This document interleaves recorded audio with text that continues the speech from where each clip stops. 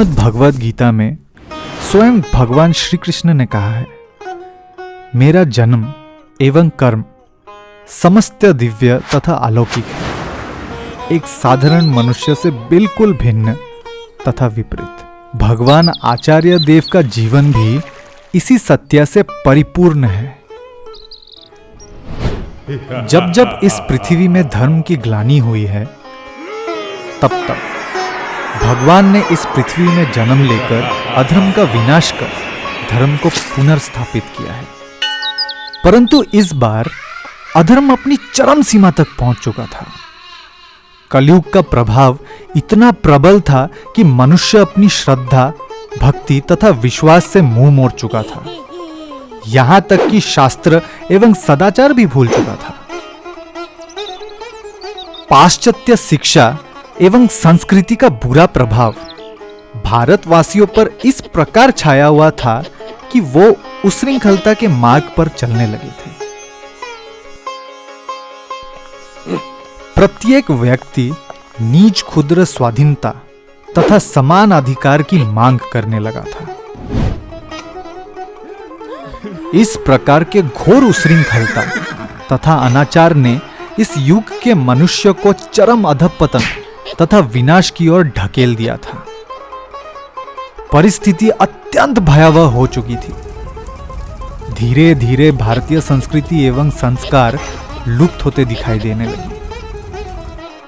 पिता पुत्र, शिक्षक छात्र, स्वामी स्त्री, कोई किसी की श्रेष्ठता स्वीकार करने को तैयार नहीं थे। ऐसे अधर्म के चलते भक्तों के अश्रु क्रंदन को देख तथा उनकी प्रार्थनाओं से विचलित होकर जगत का कल्याण हेतु सर्वनियंता स्वयं अपनी परिपूर्ण शक्ति के साथ जगत गुरु आचार्य का रूप धारण कर पृथ्वी तथा समग्र विश्व को महामुक्ति के पथ पर लाने हेतु पृथ्वी पर अवतरित हुए। बंगाली पंचांग के अनुसार ये 1302 सन 16 माघ अर्थात सन 1896 29 जनवरी की बात है।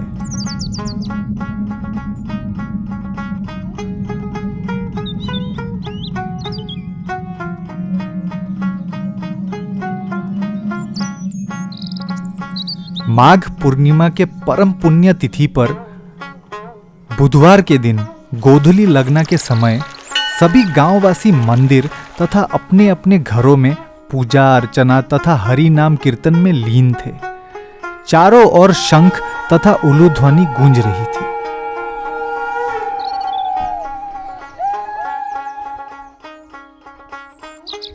ऐसे परम पवित्र एवं सुखमय मुहूर्त पर श्री विष्णुचरण भूया एवं शारदा देवी के कठोर तपस्या के फल स्वरूप तथा भगवान श्री नील रुद्र देव के आशीर्वाद से उनके घर एक अलौकिक देव शिशु का जन्म हुआ।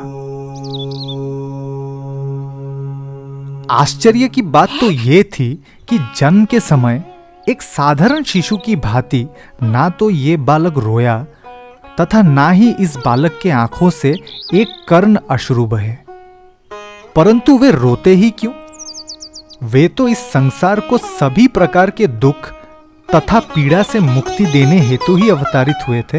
जिस प्रकार भगवान श्री कृष्ण के जन्म के समय कंस के कारागार में बंदी उनके माता पिता देवकी एवं वासुदेव जंजीरों से मुक्त हो गए थे, उसी प्रकार इस देव बालक के जन्म के पश्चात विष्णु भूया तथा शारदा देवी के जीवन से सारे संकट, दुख एवं कष्ट दूर होने लगे। यहाँ तक कि 20 वर्ष से चला आ रहा पारिवारिक मुकदमे में भी विष्णु भूया ही विजयी हुए।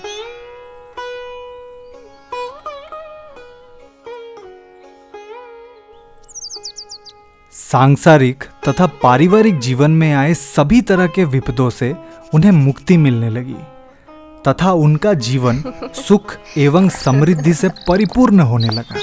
इसी कारण पिता ने आदर से अपने पुत्र का नाम रखा जयनाथ, क्योंकि इस बालक के शुभ आविर्भाव के पश्चात ही उन्हें सर्वत्र विजय प्राप्त होने लगे। वे बुधवार को जन्मे थे, इसी कारण माता उन्हें बुलाती थी बुध।